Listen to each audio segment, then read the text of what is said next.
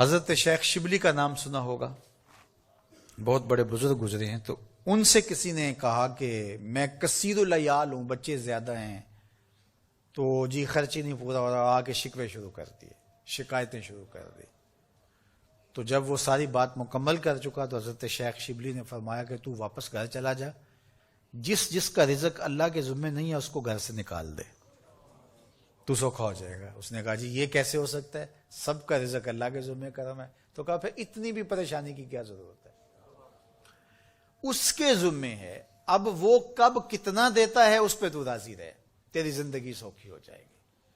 تو اللہ پر توکل، اللہ پر بھروسہ، یہ خوبصورت زندگی کی ضمانت ہے، اور یہ توحید کا فیضان ہے۔ جب اللہ پر یقین کامل ہو جائے تو پھر اس پر توکل پیدا ہو جاتا ہے، اور توکل زندگی کا جمال ہے، توکل زندگی کی خوبصورتی ہے۔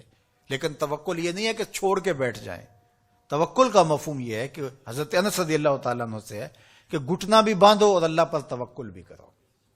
اونٹ کا گھٹنا باندھو، سائیکل موٹر سائیکل کھڑی کی ہے اس کا تالا لگاؤ اور پھر اس کو اللہ کے سپرد کر کے آ جاؤ۔ لیکن اگر آپ گاڑی کھلی چھوڑ کے آ جاتے ہیں، اونٹ کو گھوڑے کو کھلا چھوڑ کے آ جاتے ہیں اور کہتے ہیں میں اللہ پہ بھروسہ کیا، یہ توکل کے منافی۔ جو اسباب ہیں ان کو پورا کرو، اسباب کو پورا کرنے کے بعد آگے سپرد اللہ کے کر دو، تمہارے لیے کافی ہوگا۔ اور حضور کا ایک فرمان سنیے، آقا کریم نے ارشاد فرمایا کہ جو شخص گھر سے نکلتے ہوئے یہ دعا پڑھے، بسم اللہ توکلت علی اللہ ولا حول ولا قوت الا باللہ، مختصر دعا ہے، تو حضور نے ارشاد فرمایا اللہ کی طرف سے اس کو یہ جواب دیا جاتا ہے کہ تجھے ہدایت عطا کر دی گئی اور تیری کفالت کر لی گئی، تیرا اللہ کفیل ہو گیا، اور تجھے ہر شر سے بچا لیا گیا، اور شیطان کو تیرے راستوں سے ہٹا دیا گیا۔ کام کیا کرنا ہے؟ بسم اللہ توکلت علی اللہ ولا حول ولا قوت الا باللہ، یہ گھر سے نکلتے ہوئے پڑھ لیں گے تو انشاءاللہ حضور علیہ الصلوۃ والسلام کا جو فرمان ہے اس کے ہم مصداق بن جائیں گے، اور اللہ کی رحمتوں کے حصار میں آ جائیں گے، شیطانوں سے بچ بچ کے چلیں گے۔ گلی اور بازاروں کے اندر شیطانوں کی بھیڑ بھی ہوگی لیکن ہم سے نہیں ٹکرا سکیں گے، ہٹا دیے جائیں گے، کیونکہ یہ ضمانت ہمارے حضور نے ہمیں دی ہے۔ تو اللہ پر توکل، اللہ پر بھروسہ، یہ مومن کی زندگی ہے۔ کام کریں، گھٹنے باندھیں، سب کچھ کریں، لیکن بھروسہ اللہ پہ۔ محنت ہم نے کی ہے لیکن محنت کا نتیجہ نہ سمجھے، اللہ کا کرم کا نتیجہ سمجھے۔ یہ کہتے ہیں وہ منڈے نے بڑی محنت کی ہے جی اس لیے آگے نکل گیا ہے۔ کتنے منڈے ہیں جنہوں نے بڑی محنت کی اور پیچھے رہ گئے ہیں؟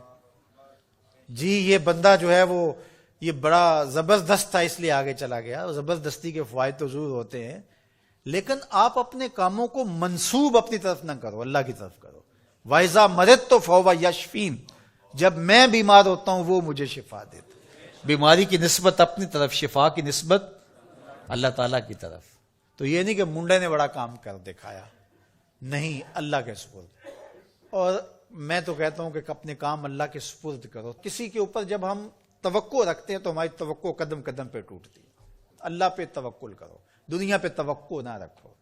ٹھیک ہے اسباب بہم پہنچاؤ، کوشش کرو، لیکن نتیجہ سب کچھ اللہ کے سپرد رکھو، انشاءاللہ خیر ہوگی، بہتر ہوگی۔ پھر مایوسی بھی نہیں ہوگی۔ جب توقع ہی لوگوں پر نہیں ہوگی تو توقع ٹوٹے گی نہیں، توقع ہوگی نہیں تو ٹوٹے گی کیسے؟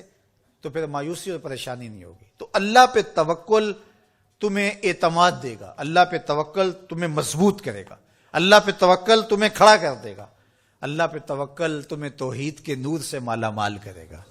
اللہ پہ توکل اللہ کی محبت کا ذریعہ ہے، اللہ پہ توکل خشیت الہی کی نہضت کا سبب ہے، اللہ پہ توکل باطن کی روشنی کا سبب اور ذریعہ ہے۔